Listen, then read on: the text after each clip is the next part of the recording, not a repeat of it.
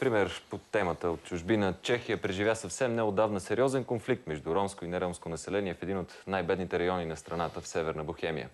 За решаване на проблемите правителството в Прага прие 3-годишна стратегия за борба с социалното изключване с акцент върху насърчаването на заетостта и приобщаването на социално слабите деца към образователната система. Как възникна напрежението там? Вижте в следващия репортаж. Група ромски младежи се опитват да влязат в казино-бар, но не ги пускат. След малко се връщат въоръжени с мачете и нападат хората в заведението с груби обиди, като сериозно раняват 3. Този инцидент стана в началото на август в градче в Северна Бохемия. Нататък се завихри познат кръг. Мирни протести, още едно ромско нападение край дискотека, масирано полицейско присъствие, нашествие на крайно десни.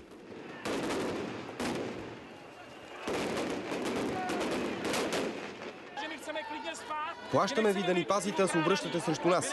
Аз гледам това дете, ходи тук на училище и искам да спим спокойно. Не искаме да ни крадат и цял живот да живеем под ромска тирания. Дошли са да ни линчуват. Сега какво? Утре да не смее да излезе на пазар. Ако чешката държава не ни иска да ни даде пари да идем в Англия и другаде, където има по-малко расизъм. Чешкият президент специално предупреди срещу обобщенията, които дават храна на крайно десните. Безпокои ме това, че всички роми се слагат под един знаменател, а всички хора, разтревожени от положението, се отъждествяват с нацисти. Мястото на размириците е една от най-бедните части на Чехия, с значително ромско население и висока безработица. Тази година престъпността там се увеличила с 20%. За сега чешкото правителство запазва специалните полицейски части в района и търси начини да стигне до корените на проблема. Да се отнемат социалните помощи на роми, чиито деца не ходят на училище, и да се увеличат задължителните години образование за всички чехи.